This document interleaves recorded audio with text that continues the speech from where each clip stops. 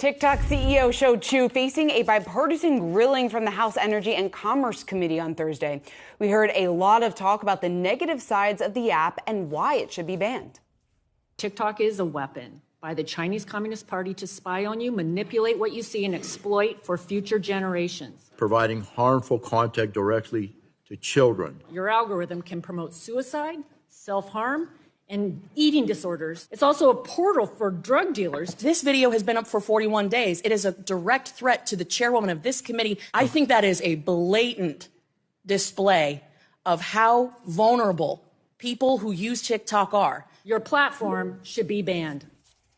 Well, despite these risks flagged by lawmakers, TikTok is incredibly popular. How popular? 150 million people use the app in the U.S., and it is certainly a very powerful marketing tool for many small businesses, including our next guest. Joining us now is Carrie Deming, owner of the Dog-Eared Book in New York. Carrie, it's great to see you, and I know you rely on TikTok, or I should say TikTok helps generate a large portion of your sales. What was your reaction to some of the concerns brought up from lawmakers yesterday and what that means for you and your business? Honestly, watching those hearings, I didn't get to watch the whole thing, but I saw a number of the clips from it afterwards, and it was sort of devastating, their perspective on TikTok.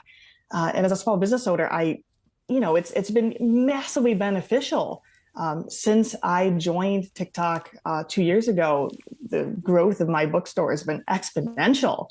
And if I lose TikTok, that all just goes away overnight. It's kind of a terrifying proposition. Yeah, the CEO of Barnes & Noble recently told us, Carrie, that TikTok has fueled an explosion in reading as far as his business as seen. We want to tell people a little bit about what you do on TikTok to your 97,000 plus followers. Here's a little example. So hi, my name is Carrie, and I owned this bookstore, the Dog-Eared Book. Of course I could help pick out some great intro to fantasy books. It's another out-of-control New Book Tuesday. Publishers are not the ones who decide what's stocked in my store. I get to choose that. So I brought our clearance cart back. We're just trying to get $1 a book for some of these. I want to try this too, the fantasy book bracket. This is going to be my first ever Book Talk Lied to Me post. And look, there I am. Second review. Okay, they got the name of my bookstore wrong, but close enough. Book Talk with more than 45 billion views recently, Carrie. Tell us about the TikTok you know versus the one that was described yesterday and how you utilize it. I mean, the TikTok I know looks nothing like what they were talking about. I'm on Book Talk. It is the most wholesome corner of, any of the internet. And with Book Talk, we have this amazing community. And people, feel like they know me because I'm in their living room every single day with book recommendations and general book silliness. And I feel like I know them. People are, we're mutuals talking about books. I see the same people in my comment section all the time. And then so many of those people recognize their names on orders, after I'm like, oh, hey, we were just talking. And then they order that book.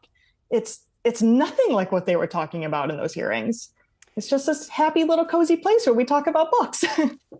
Sounds wonderful. And Carrie, I loved your videos and I love the positivity and how upbeat you are about them. And it's no surprise that TikTok is so addicting when we talk about the content, we talk about the algorithms that TikTok uses. Do you have a presence on other platforms? And what happens if TikTok is banned? Are you going to be able, do you think, to move your following over to those other platforms? My bookstore's been open for 8 years. And for that whole time, we've been on Facebook and Instagram. And on Instagram, I have like 3,000 followers. On Facebook, I think, 2,700 or something. Or TikTok, I've got 97,000. So, when I do a post on any of the meta platforms, they're, rather ineffectual. Those are very much pay-to-play platforms, which, is a very little business I can't really afford to do. Whereas on TikTok, I just got on there with my goofiness and, found a following.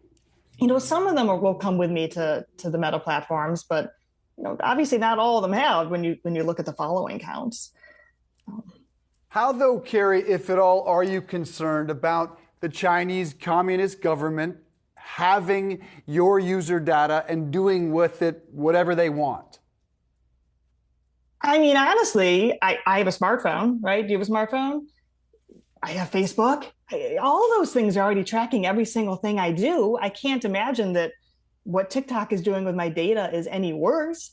I mean, when you look at the stats on what Amazon does with people's data, I think it's just as bad, and no one seems to care. So, I mean, I'm fine with it. I don't know what they would do with my data. I talk about books. I'm a very boring person. Well, Carrie, you certainly joined the consensus that we've heard from a number of creators over the last several days, and really simply the fact that many just don't care, at least up until right now, about the access that TikTok has on your data. Carrie, thanks so much.